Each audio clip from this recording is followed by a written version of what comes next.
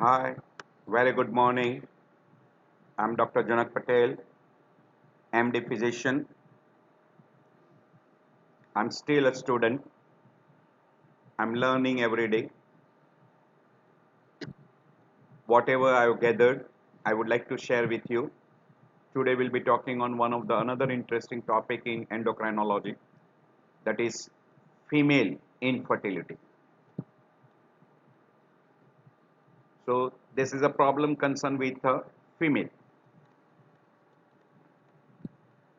Same, we'll be talking under this heading: definition, etiology, pathophysiology, clinical features, investigation, differential diagnosis, and then treatment and complications.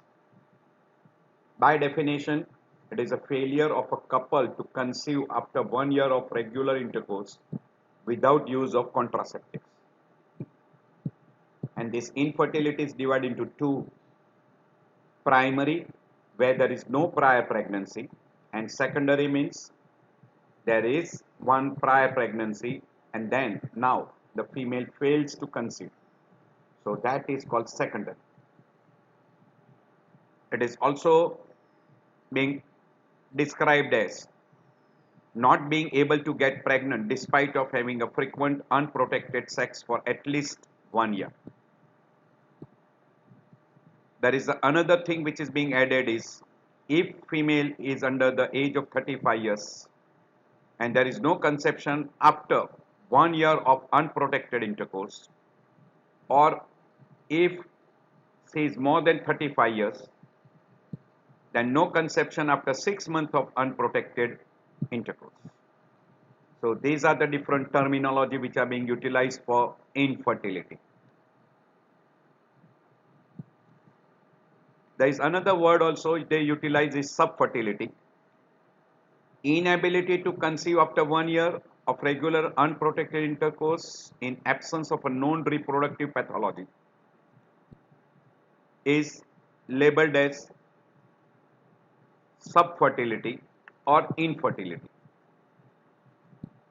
By and large, the pregnancy rate is about 30%.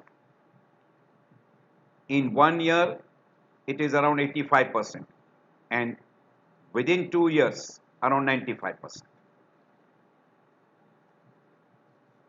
So subfertility, same word, either you use infertility or subfertility. It is divided into two: primary and secondary. We have already mentioned. Who has already conceived previously is called secondary, and now who has never conceived we call as primary. This is called fecundability. This is likelihood of conception occurring with one cycle of appropriately timed mid-cycle intercourse. And in that, if a female partner is around the age of 20, the rate of fecundability is 20%, and as the age advances, at the age of 35, it drops down to 10%. So you can see that this, as the age advances, it will drop down to further less. So by the age of 45, it will come down to only 1%. Now there is one particular condition which is very commonly known to produce infertility or subfertility, we call as a PCOS. And there are two criteria should be there out of three. One, oligomenorrhea or anovulation, clinical or biochemical signs of hyperandrogenism, clinically hirsutism and virulinization, and biochemical wise increased level of testosterone and decreased level of estrogen. And on ultrasound, you demonstrate that the ovary is having multiple cysts and there is no other abnormality like congenital adrenal hyperplasia, androgen secreting tumors, or Cushing syndrome by laboratory parameters.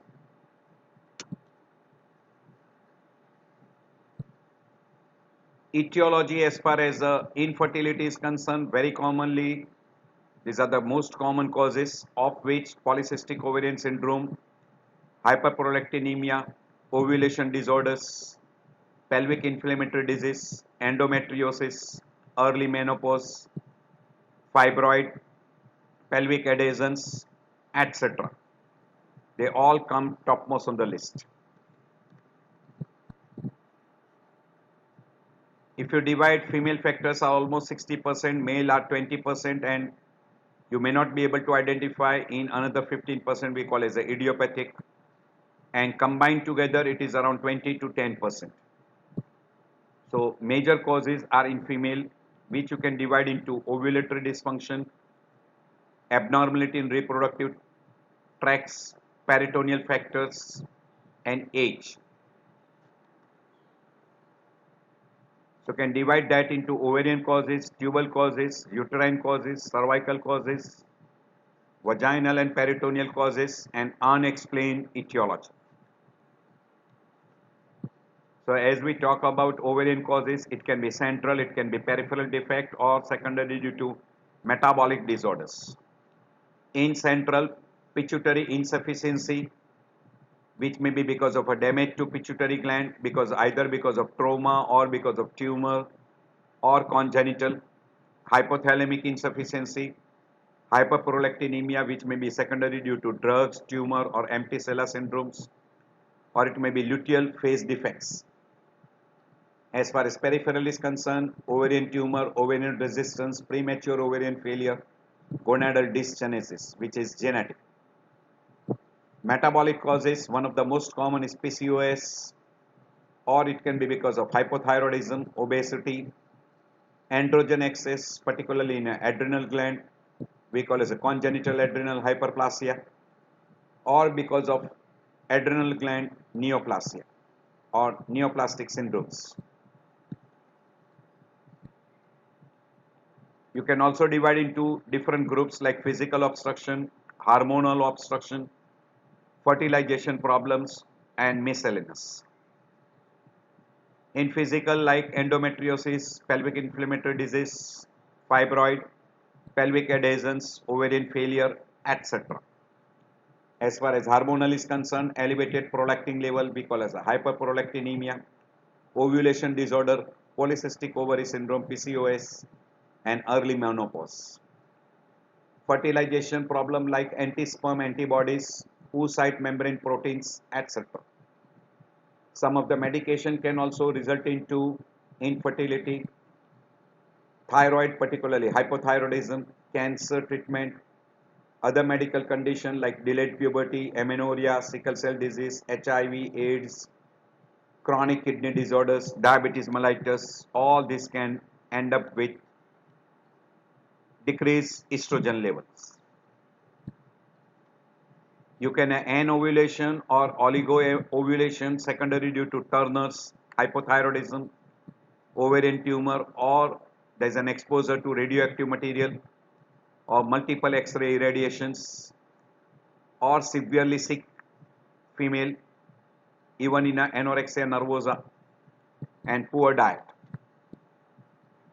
BMI, PCOS, stress, high insulin, hyperinsulinemia.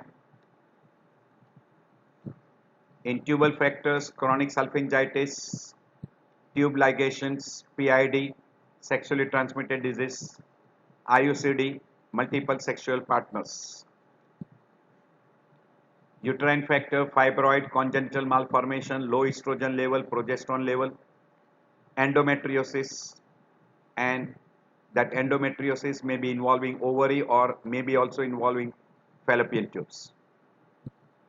Cervical factors, coitus after 12 to 72 hours after ovulation, infection, cervical stenosis, cervical os stenosis, obstruction of os, repeated cervical surgery, anti-sperm antibodies. Vaginal factor, vaginal infection, sperm immobilization or agglutinating antibodies. So those are all the factors, and these are some of the risk factors like age. Older the age, more chance of infertility, stress, poor diet, smoking, alcohol, STD, overweight, underweight, excessive caffeine intake, too much of exercise also can lead to infertility. low body weight, smoking, alcohol, ART, etc. can also lead to caffeine, alcohol. If you see, 40% are ovulatory factors. Second big group is tubal factors. Then comes endometriosis and miscellaneous. And uterine and cervical factors are only 3%. So major are ovulatory disorders and tubal factors. Those are major. They will account for nearly 70%. And endometriosis, if you add, it becomes 85%. Pathophysiology, we don't have to discuss in detail. There will be problem either at the ovulation sites or transfer of ovum from there into tubal. Sperm cannot be transmitted into uterine cavity either because of vaginal factors, cervical os factors, antibodies, etc. So there are a lot of causes which will produce. So as far as pathophysiology is concerned, it will be at different level like ovulation, then transfer of egg towards uterus, fertilization problems, fertilized egg to gets implanted, say like fibroid, endometriosis, etc. Or even decreased level of estrogen, progesterone, and maybe permutation combinations. Clinical features, it is a failure of a couple to conceive after 1 year of regular intercourse without use of contraceptives. And then we divide into two groups, we already mentioned primary and secondary. Relation to the age, under the age of 35, period is 1 year, and above the age of 35, period is only 6 months.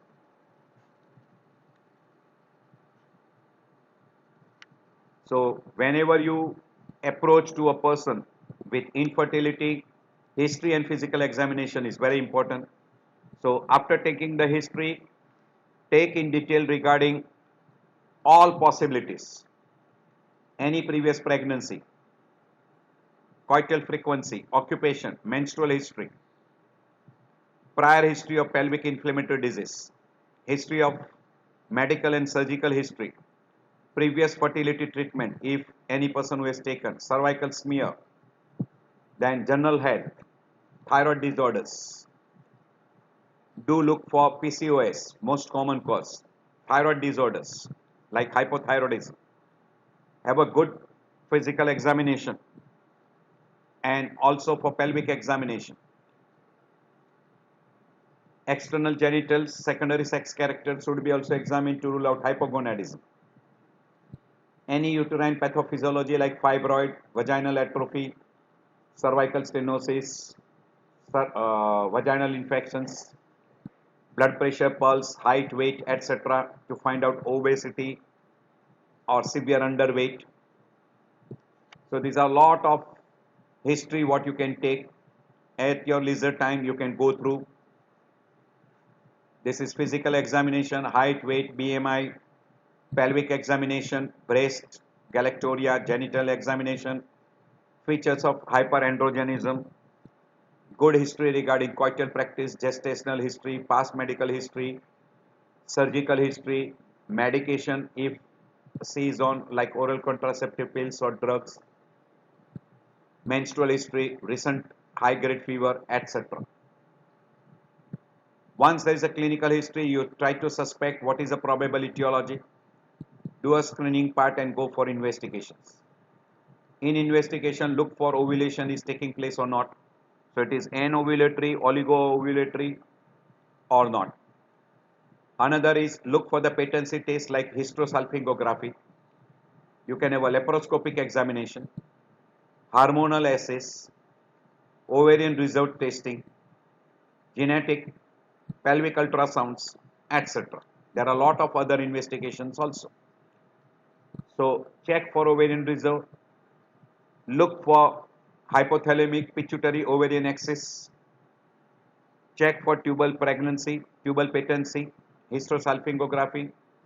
You can go for hysterocontrast sonography or operative laparoscopy and dye test. Hysterosalpingography is usually done by radiopaque dye and then you go for an X-ray. While hysterocontrast sonography is sonography along with opaque contrast media. So you are using ultrasound in that instead of X-rays. So history, physical examination and laboratory parameters becomes very useful. Transvaginal ultrasounds is also very useful. Hysteroscopy, laparoscopy is another useful. And usually you look for the ovulation problem, ovulatory dysfunctions and ovarian reserves to find out ovulatory disorders. So these are all the different tests which can be done. These are for ovulation. Then look for basal body temperature, cervical conditions like cervical mucus study, etc.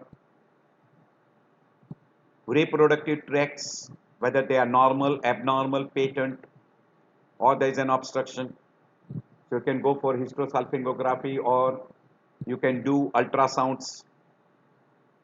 This is hysterosalpingography. You can see one side tube is blocked. So that will help you to identify and then you can go for surgical intervention. You can go for hysterosalpingography contrast ultrasound. So you inject the dye and do an ultrasound and that will give you a much better idea. So this is a contrast study. You can see you can see a right side fallopian tube. You can look for a left side fallopian tube, etc. And then you can also simultaneously do dilatation and insufflation test. You can examine in an intravaginal ultrasounds using saline infusion sonography, hysteroscopy, laparoscopy, etc. There are permutation combination. You use ultrasound with other measures. This is hysterosalpingography, laparoscopic examination, chemo, pertubation, sonosalpingography, hysteroscopy, falloposcopy. You can examine fallopian tubes. Then ambulatory and fimbrial salpingoscopy. There are a lot of different investigation available. This is laparoscopic. These are evaluation. You take a good history. Reproductive age you try to examine. So these are all the things which you can go through. Once you confirm the diagnosis of infertility, there are some drugs which will increase the ovulation like clomiphene. You can use gonadotropic hormones. And this will be very helpful in a hypothalamic pituitary axis failure.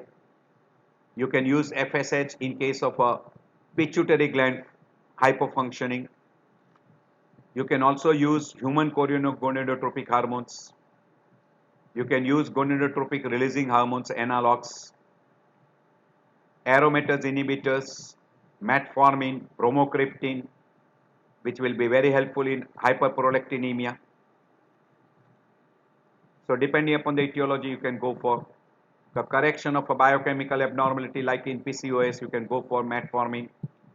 In glucocorticoid deficiency, dexamethasone, bromocriptine in hyperprolactinemia. You can give levothyroxine in hypoparathyroidism.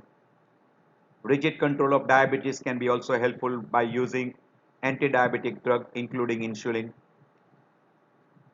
If there is an obstruction, you can go for laparoscopic surgery or a laser surgery.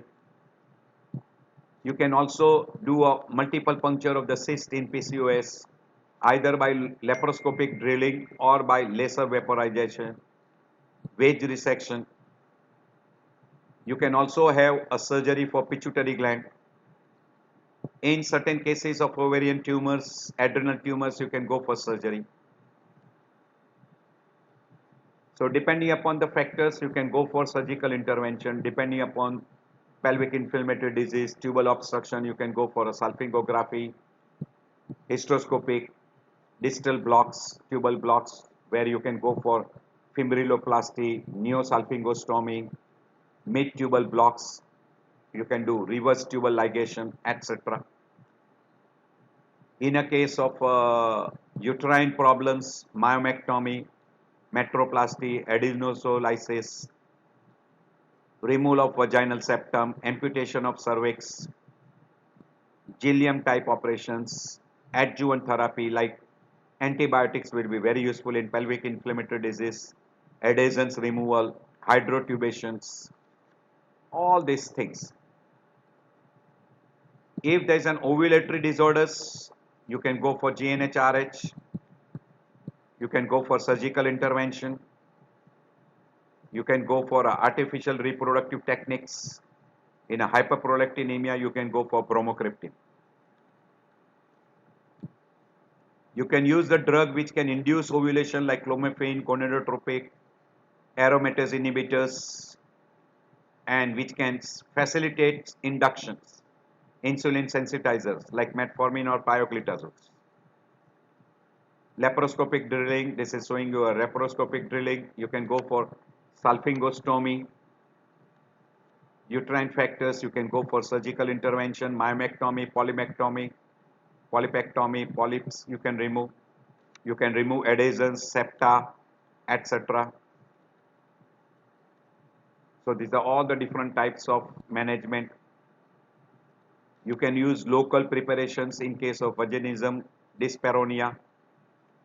In endometriosis, you can go for GNHRH analogs. You can go for adenosine lysis, incisions of chocolate cyst, etc. And in case of unexplained infertility, you can go for IUI, ART, etc. Induction of ovulation, superovulation with IUI. So artificial insemination becomes a very prime treatment in case of a unidentified or unexplained infertility, where you can use intrauterine insemination, that is IUI, this procedure, or you can go for fallopian tube sperm perfusions. There are lot of different techniques. This is the technique which is very commonly done for IUI, intrauterine insemination, very commonly being done. Or you can also go for direct intraperitoneal insemination, intracervical insemination, pericervical insemination, or vaginal insemination. There are a lot of different techniques which are being utilized. ART is another treatment where you can go for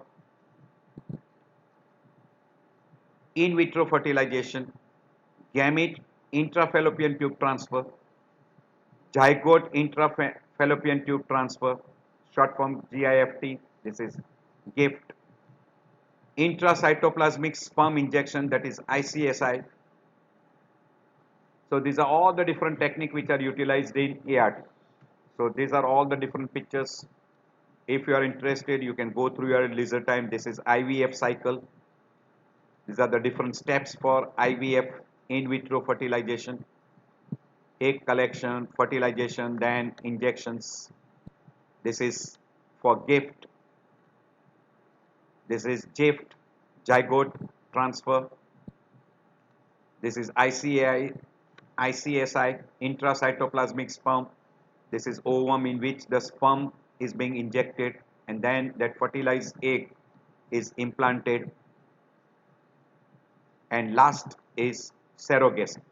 These are all the different methods by which you can help in a female with infertility. And last, even if surrogacy doesn't work, adaptation. So these are all the different things in female managements. At your leisure time, you can go through. This is in PCOS. This is ovulatory dysfunctions. These are the drugs which you use, IVF, or you can use ICSI, etc. These are IVF, ICSI procedures. There is always one complication while using clomiphene, etc. You can have a multiple pregnancy. You can have a ovarian hyperstimulation syndrome. You can have a excessive bleeding, infection, low birth weight, birth defects, record. You can have a multiple pregnancy. So you can have these problems. So I end my lecture here. I hope this will be helpful. If you want to prevent infertility, avoid alcohol, avoid tobacco, street drugs, exercise should not be excessive, avoid weight extremes, no increase in weight, no sudden decrease in weight, limit caffeine intakes, limit certain drugs which are producing infertility, etc.